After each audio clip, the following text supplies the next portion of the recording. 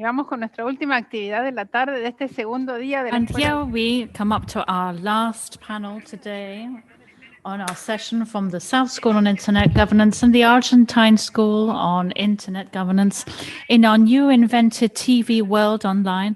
And today we have our great friend Pablo Rodríguez joining us from Puerto Rico. Pablo, how are you? It's a great pleasure to be with you here, so to speak.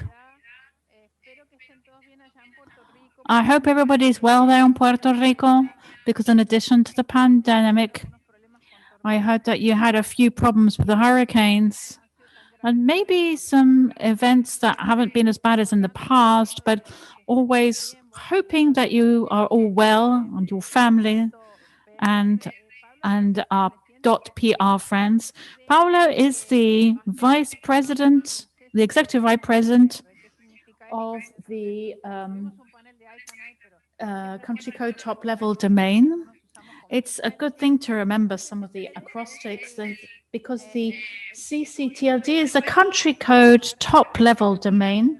It's like .AR is Argentina, .PR is Puerto Rico, .CL Chile, and so on and so forth. Pablo is working at the .PR, which is Puerto Rico. And although it's part of the United States, its heart is Latin, and they speak Spanish. And Pablo is a great advocate for this organization and the entire Puerto Rican community, which is always great participants in the school. Thank you for all your support and the support to the grant and scholarship program. Welcome.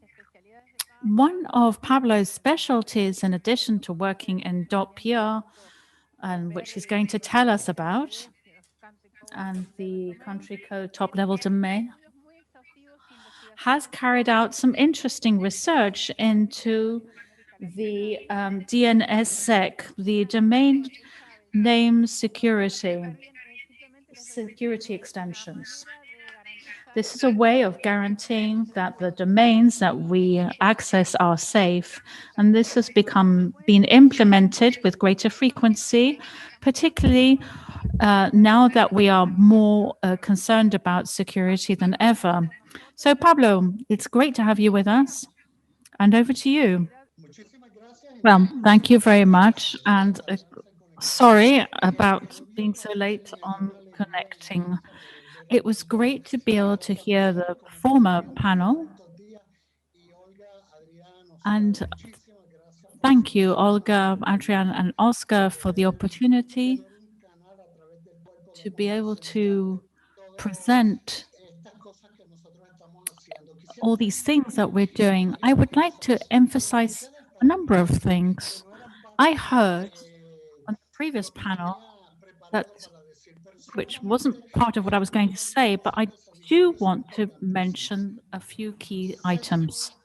Sergio talked about the importance of taking part, of making our voices heard. Eduardo also said that that we must get involved. And Umberto also said that the pandemic has obliged us to identify the differences, for instance, between .R and how different countries are represented on the internet, which has been quite helpful. And this is actually a protocol which allows us to ensure that we are communicating with whoever it is that we want to communicate. Here's my presentation. I'm going to give you a bit of historical background to the DNSSEC. The purpose of my research is how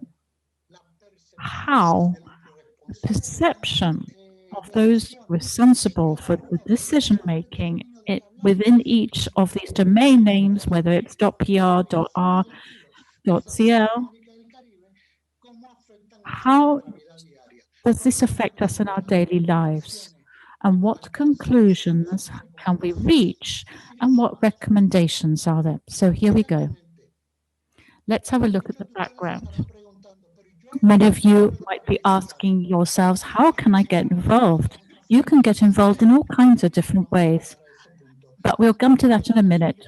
Here's a bit of historical background. In 1990, this is Professor Steve Bellevin who discovered that there was a vulnerability in the DNS. Later,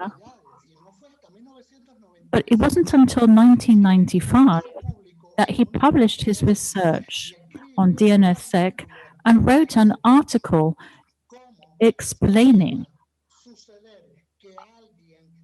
how it might happen that somebody could steal somebody else's identity on a website, and that this could fall into ill-intentioned people who wanted to steal your identity or private data. In 1999, a protocol was developed to govern how we should work on this to avoid it happening, identity theft.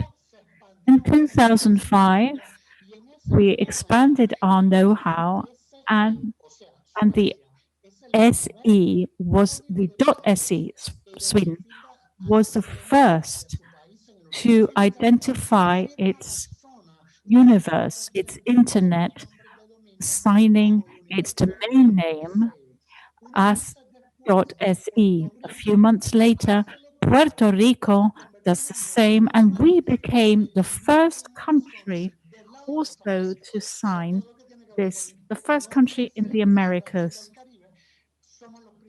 We're the first who did this, who got the country code top level domain. So in 2008, Dan Kaminsky, the guy in the yellow t-shirt, showed us how, by way of example, how he could pass himself off as somebody else and move traffic one place to the next. I should just explain that this is how DNSSEC works. If you don't have DNSSEC, somebody who wants to use your bank account or wants to see how much money you have has already changes what we call the cache, which is a memory that says basically when I invoke the bank dot whatever the national code, I will be taking your place. And now when this is changed, it can change you somewhere else, which means that these evil agents are able to record your password, your username, and access your bank account and steal money, or use it to enter another place like the Ministry of Economy, for instance, and get demographic information or other information. There are all kinds of potential situations of attack and risk out there when we don't use DNSSEC. But with DNSSEC, the system uses the chain of connections to compare the activation certifications to ensure that it is actually you accessing the web page that you want to access. So with certain words, it makes sure that you're talking to who you want to talk to. And that's the DNSSEC protocol.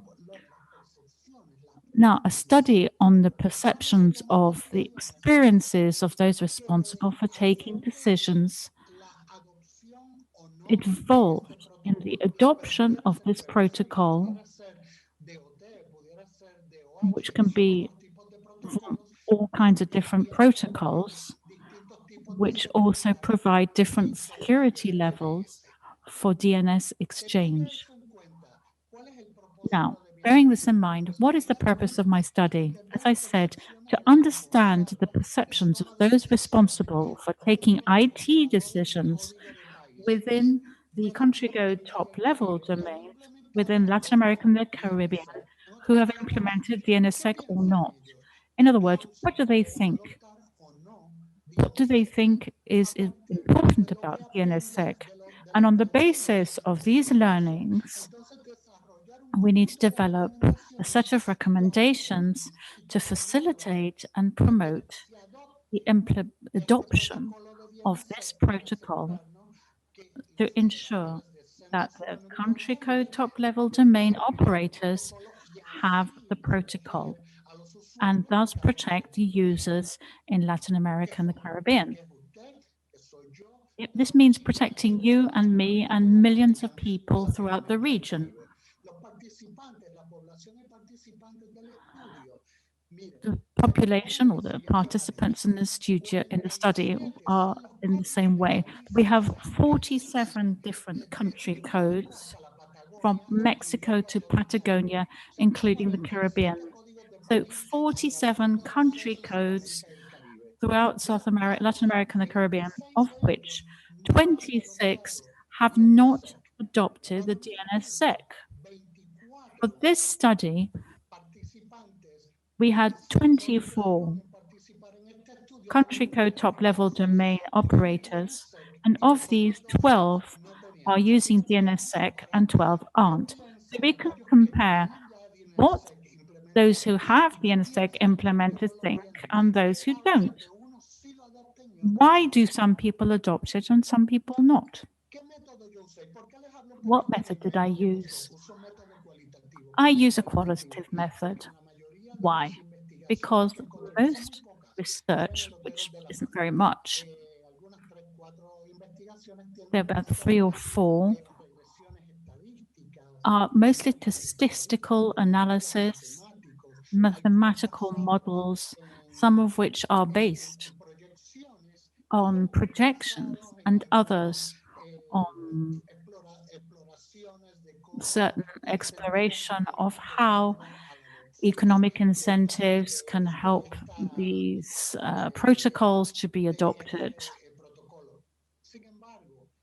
However, this is the only piece of research which took the time to sit down and chat to each one of the participants in order to understand what reasons they have for taking this decision or not. So I used an exploratory case in order to find out what this was about. There were 4 key questions, which basically are: is the DNSSEC doing what it should do, what it says it should do, or not? Do you think it's easy or difficult to use the DNSSEC? Also, we asked them, do you think that there is somebody, an influencer, or somebody important for you? Do you think there is somebody who wants you to adopt the DNSSEC? Do you think that you have the infrastructure in administrative terms? Do you have the personnel and infrastructure, like servers and so forth, to adopt and implement this technology? We set up 16 questions, 4 within these, to understand people's points of view and what they thought. This is a conceptual framework. I'm not going to go into too much detail beyond what I've already said, but what I just want to show you is on the left, there are the 4 key questions. Where there are social influences, and do they have the conditions which allow them to implement this? This is part of the data analysis that we use that allow us to analyze data, because research was not only done in Spanish, but also in English. And there were like 13 interviews in Spanish and 11 interviews in English. Results. Deductive codes. What are deductive codes? What I asked. What do you think they do or they don't do? Is it easy? Is it difficult? 79% perceives that DNSSEC is protecting them. So most people participating in this research believe that DNSSEC is protecting from different attacks. They don't have it. They feel that somebody is going to redirect traffic to a place where they can information can be stolen from them.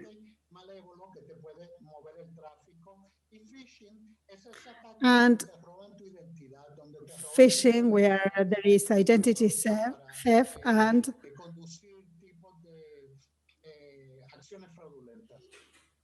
fraud is committed. 54% feels that configuration errors are a risk.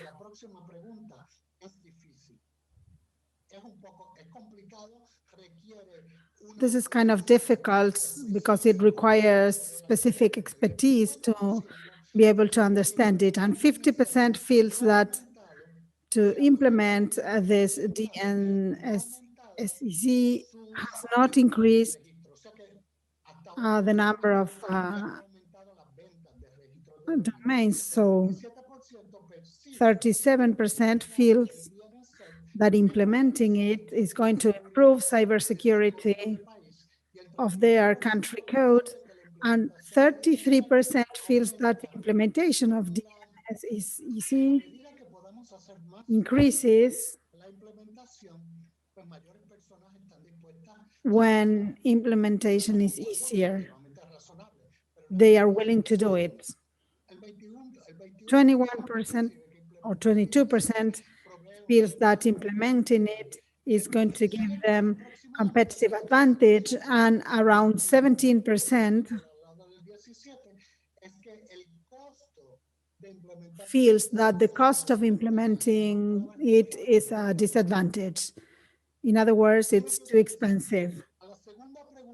This is very interesting. The second question that has to do with implementing DNSSEC being easy or not, 78% of those who didn't implement it feel that there's a lack of institution support. And if you think about what we have heard today,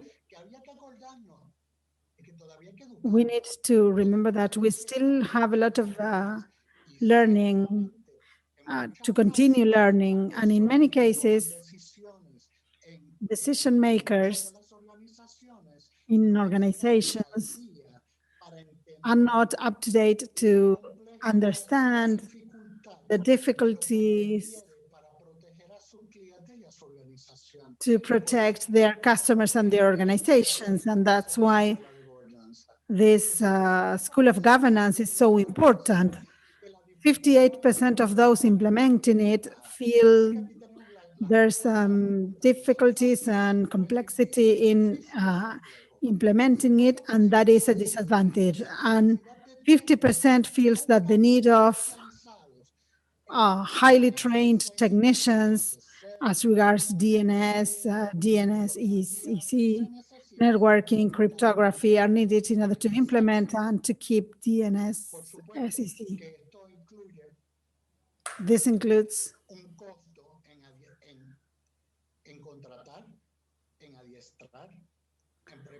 costs to hire, to train these employees. So we need human resources.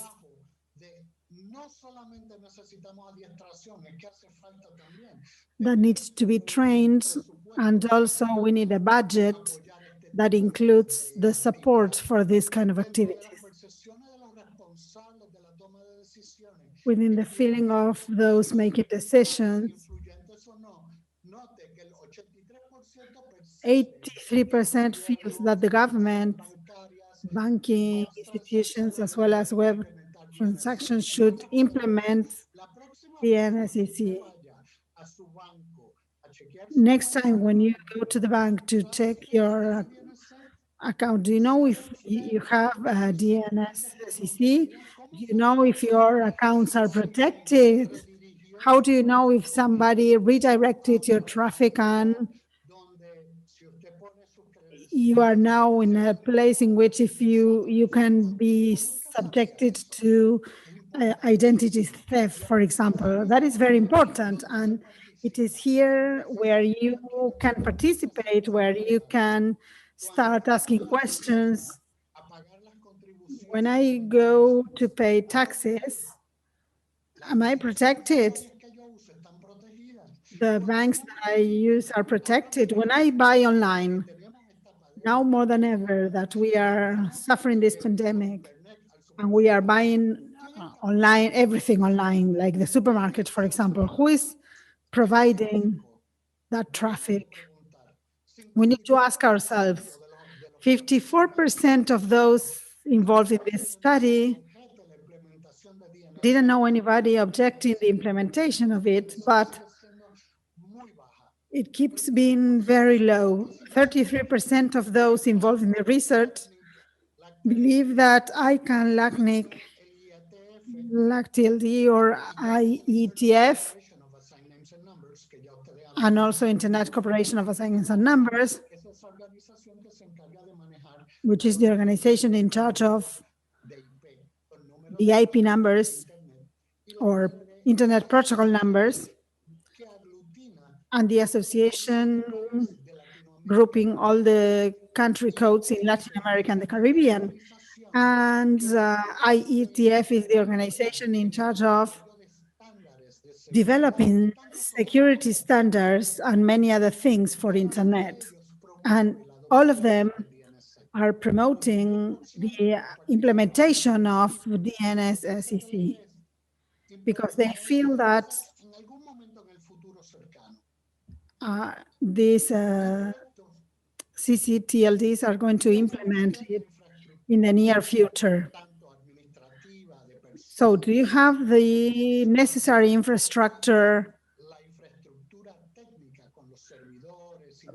technical as well as organizational infrastructure needed to implement DNSSEC? 58% of those who didn't implement it feel that costs, including infrastructure like buying servers and computers and equipment, hiring staff, training, for example, sending employees to a place such as Chile, Costa Rica, which have been offering a lot of courses to train people, but they assume that to be trained, they have traveling expenses and many other costs. So this is not only sending somebody to learn something, but it's going to involve costs. And then I need to pay in order to make sure that they are going to be trained. And there are some legal services that technicians cannot offer, so we're going to need lawyers to help us develop these legal documents, such as DPS, which is DNSSEC Policy and Practice Statement. And in this way, we're going to increase users' trust. And many people participating in this research were convinced that if they have the capacity to have this kind of documents and to have an agreement of this kind, they are going to develop users' confidence because they can see that the information chain is protected. 38% feel that security violation of this agreement, if somebody can steal, for example, this key, or if there's a bad configuration and makes the website connected to these web pages disappear from internet because of bad configuration, there could be some economic damage as well as lack of prestige, and that means that there's a huge concern as regards the adoption of this technology when there is lack of protection that can economically affect the company. 25% feels that it's a leadership challenge to convince top managers and stakeholders and corporate customers.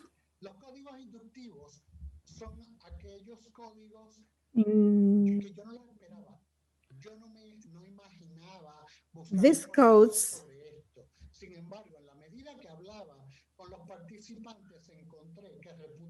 instruction codes, show us that this is a driver to adopt technology.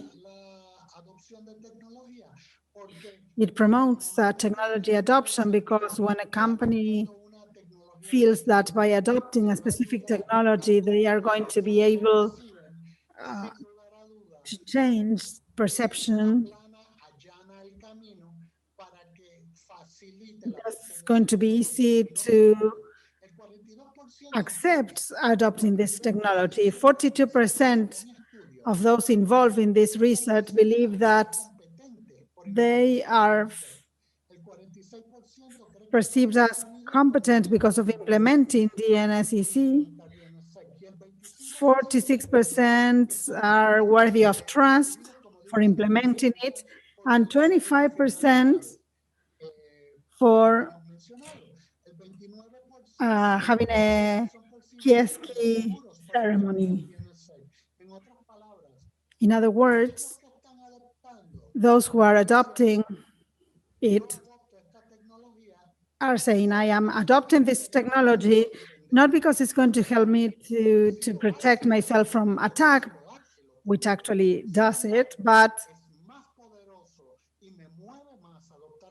it's going to be more powerful, and it's better to adopt this technology to show that my organization is safe and that you can trust us and that you are safe when you are using our services. The last code was produced by those who had already adopted domain names, who adopted DNSSEC. 42% perceive that a lack of know-how prevents their corporate clients like banks, supermarkets, the Ministry of Economy from adopting this technology because they don't know it. Another 25% perceives that the associated costs, hiring personnel, training, and so forth, 25% perceive that these difficulties, the technical difficulties involved by my clients who want to have this technology are a problem because they will need to have personnel who are trained to be able to implement the technology. 50% perceives that providing promotional incentives and educational programs will help to get people to implement the DNSSEC within corporate clients, among corporate clients. And the 50% perceive that a reduction in effort, or in other words, if you make it easy for me, if you provide me with the interfaces and platforms which will make it easy to adopt, I will adopt it. But if you make it hard to me, I'm not going to do this. What conclusions have we reached? Well, the conclusions are that implementation involves cybersecurity, and it also involves configurations.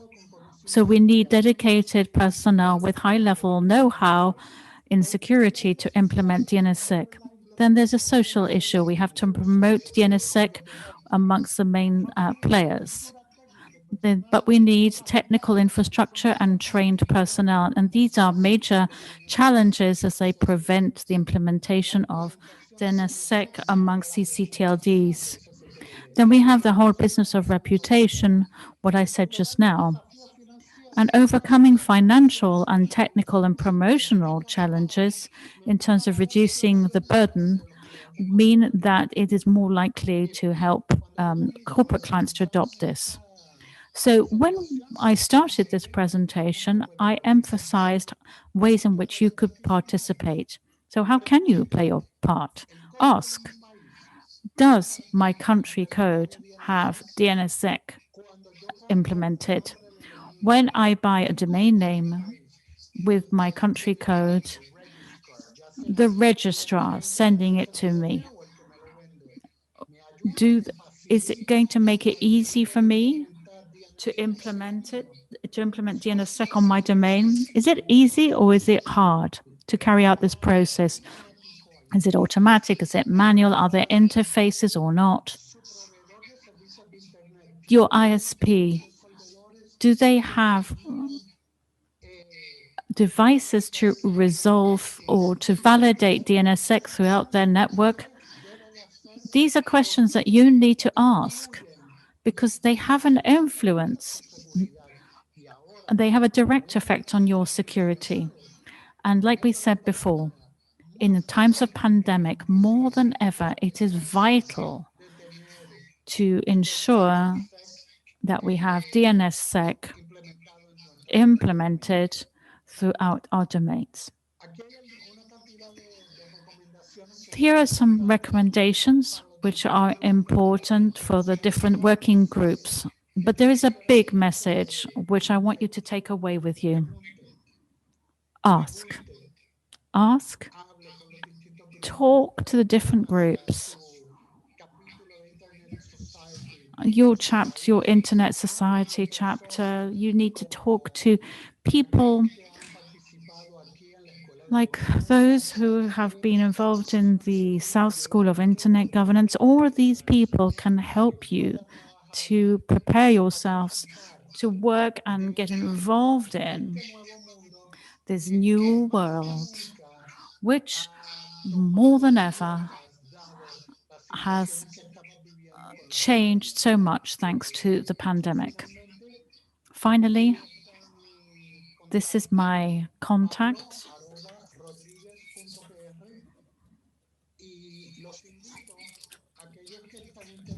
And I would like to invite any of those who still have questions and would like to talk more about how the data was analyzed or the conceptual framework. I'd like to ask you to contact me directly and I will be delighted to answer you. So thank you. It's been a great privilege to have the opportunity to present the work that I've done, although albeit briefly. And I hope that it can benefit each one of you. Thank you very much. My dear Pablo, one of the things I most miss from the in-person school is the applause. So here goes my applause. And Adrian too.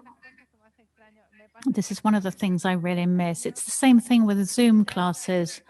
I miss the visual contact, face-to-face contact, because, you know, I can see straight away if they get what I'm talking about or if they're just bored. And the whole business about virtual events is that you don't get any applause, you can't greet people. I just know that you're virtually with us, as it were. Now, I was interested by the numbers that you gave us at the beginning.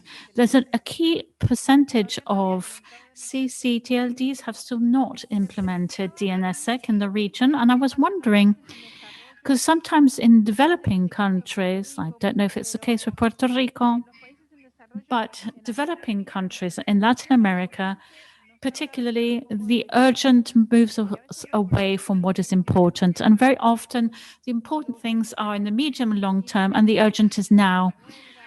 And we're talking about strikes, we're talking about unemployment, about government, political, economic problems, the pandemic, and this takes our attention away from what is important. Now, are there any economic actors that could play a role in delaying, that are playing a role in delaying this, or is it merely a question of strategic decision making?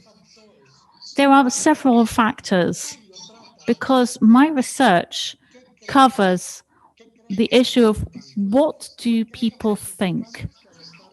What do the people think who adopted DNSSEC, and what do those who did not adopt DNSSEC think? And that was what I wanted to compare. In other words, what's the difference between those who have it and who don't? Now, what I found interesting was that those who don't are saying, look, the problem is that I know that there are many opportunities to get people trained. But you know what? I just don't have the money to get these people trained. And it's not that easy to do it remotely either, but when you're talking about this kind of protocol. So I need, for instance, as a director of CCTLD, I have to invest in hiring people, sending them off to get trained. I'm paying all their allowances, the travel, the accommodation. And when they come back, I need to make sure that I have enough money to pay them a salary. Imagine the competition. When you invested in getting somebody trained and the bank, the national bank or some commercial chain that does have the money suddenly makes them a great offer, which is twice as much as what you were intending to pay them. And furthermore, now that they've been so well trained, because there are not many people with this kind of training, and they whisk them off under your nose. So people don't want to invest. The whole business of human resources is really quite complicated. And then you've got to buy the equipment. There's some people who might say to you, I've got a couple of computers which can do this, but frankly, a couple of computers in the United States cost this much. But perhaps in Puerto Rico or Dominican Republic, or just to give you an example, other example in Latin America or the Caribbean, but maybe it costs twice or three times as much. So there is a real economic issue here. And in terms of how much we need to invest.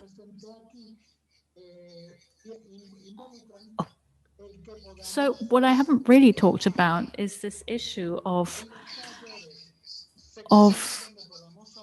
being able to broach the subject in some of the workshops in terms of talking what are the real costs of implementing DNSSEC. How much does it cost to drop the legal documentation involved in all of this? Because imagine that even if you think nobody really understands whether nobody really cares if it works or not. Everybody thinks it works. There's nobody going to say that we shouldn't have it. So what is the real problem here? It's a tough one. And then the next question is, do I have the infrastructure to allow me to adopt this, both in terms of personnel and equipment? Probably not.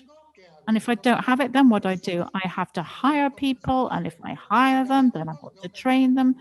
And then but maybe I have them, but I still have to get them trained. And what am I going to do? And it becomes this big issue. And it was actually outside my research, but I realized that not all the CCTLDs are the same. We're not all created equal. Some of them are academic. We're talking about private universities. Others are public universities. Others, some are not-for-profit, some are private companies.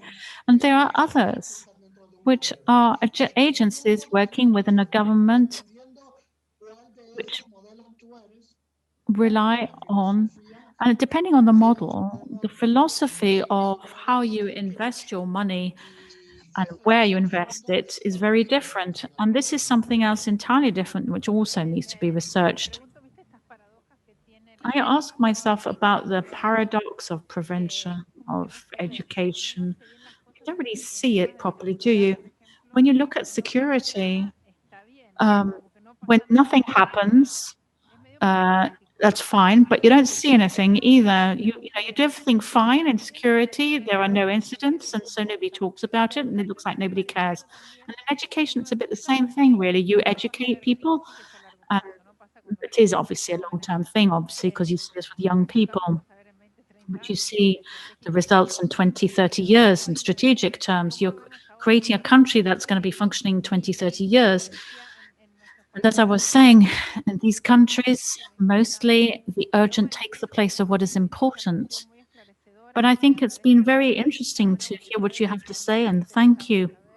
There are many people in the technical community and many CCTLDs in the region, as you know, are coordinated by government agencies. Some 26%, 25% of our students are in the public administration.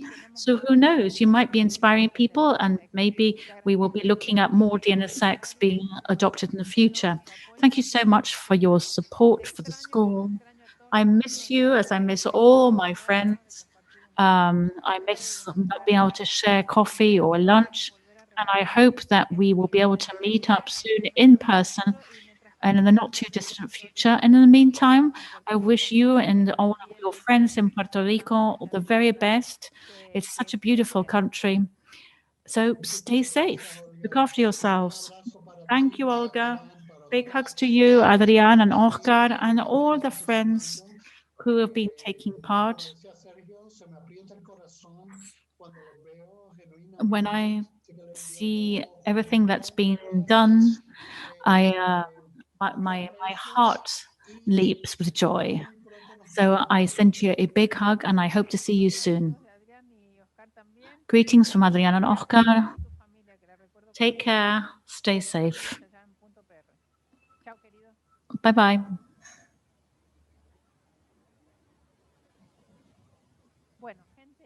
Well, people, that was the second day, most intense one. Now we're going to have a quick look at what we have tomorrow. Tomorrow we start a little bit later at 10 o'clock, Argentine time, 8 in many other Latin American countries. 9 o'clock. And Brazil the same. And those who are in other countries, we have tweets and Facebook. So thank you very much for your comments. Tomorrow we have Oscar Robles Garay is our first keynote speaker from the LACNIC. They're actually having a meeting at the moment. And then we have two great friends. We have Chris Painter, who was an advisor to President Obama on cybersecurity, and then Gary Wolfman, who is going to be talking to us about security, cybersecurity. Then we will be hearing from Gustavo Lopez, who will be talking about the recent decree adopted in Argentina about essential human rights to communication services. Then we have another keynote. Then we have a panel on cybersecurity, how to protect critical infrastructures. We'll be having input from lots of different speakers, some in English, some in Spanish. Then we'll have this cybercrime investigation, where we are and what can we expect.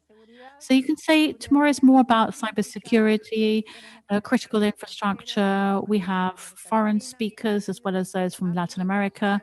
Our dear friend Horacio Solin, who is working in the cybercrime investigation unit, who will be telling us about new kinds of cybercrime which have arisen during the pandemic. And the last keynote of the day is from Marcos Salt, who's a well-known lawyer, criminal lawyer, specializing in cybercrime from the University of Buenos Aires and a great friend of the Argentine school, who will be telling us about the latest rules and regulations on cybercrime. So tomorrow is going to be a great day, mostly dealing with these issues. As you can see, we're tackling this in different sections. So we'll see you tomorrow at 10 o'clock. Argentine time. Please make sure you join us at the right time, as always with simultaneous translation, and we hope that we'll have a little more time for questions. Thank you for being with us all day. Bye-bye.